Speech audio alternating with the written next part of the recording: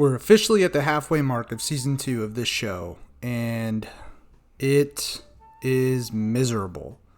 Like, subscribe, comment down below, and tell a friend if you haven't. And if you're new here, check out the rest of the channel and let me know what you think. Let's dive into The Rings of Power, Season 2, Episode 4.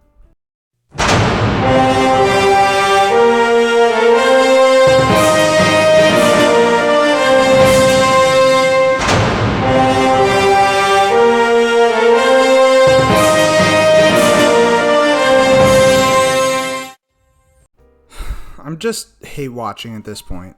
The one thing Rings of Power is good for is content, that's for sure. Other than that, not very many redeeming qualities. The one good thing about episode 4 is we finally get some fun action sequences with Galadriel taking on a band of orcs on her own, and that's really about it. Oh, and no Numenor or dwarf threads in this one, so 2 less boring storylines to focus on.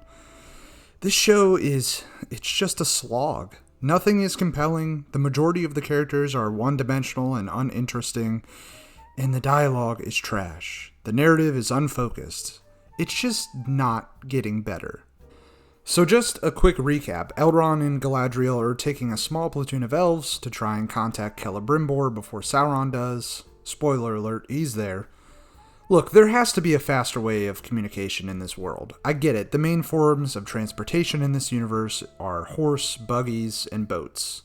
None are very fast. In the original trilogy, though, Sauron uses crows as spies, so, is there no option to send a message via bird? Or even to fly on an eagle? I know Gil-galad sent a messenger, but I feel like there isn't enough urgency in this thread.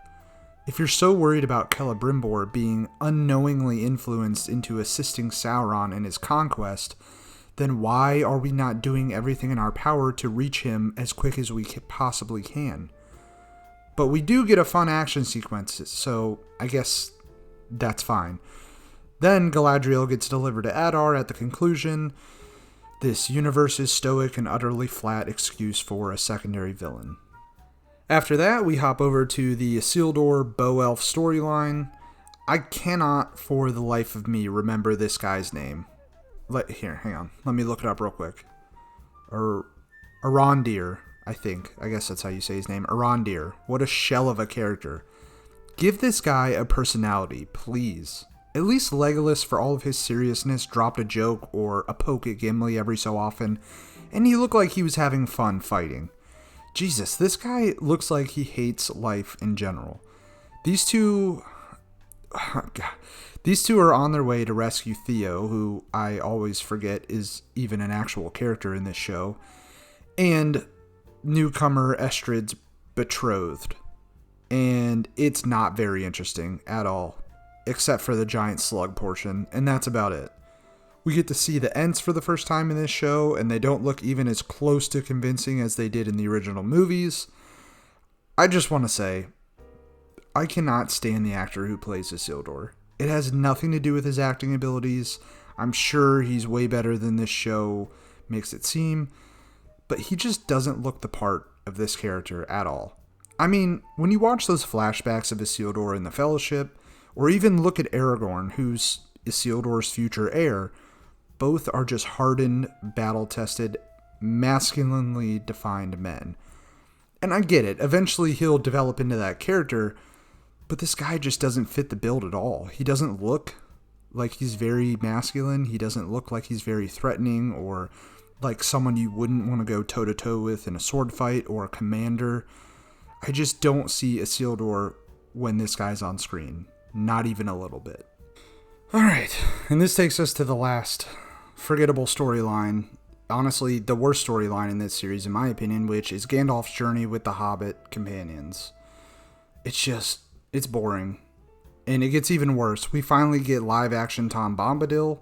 The reveal for this is hilarious, not because it's supposed to be, but because there's zero context as to who this character is for like 15 minutes. And look, I've read The Hobbit and the original trilogy, so I am aware of Bombadil, and even with that background knowledge, when this character turned to face the screen in the audience and the music swelled for this big aha moment, I was like, who the fuck is that? Not to mention, a lot of people who consume this series have never even digested the source material.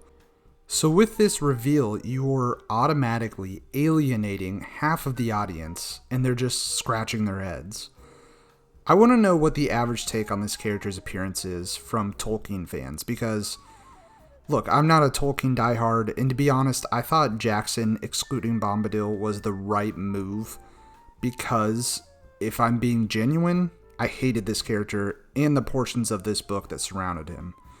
He never really served any relevant purpose for me, so now that he has been added to the series, the storyline I already had problems with, I like even less.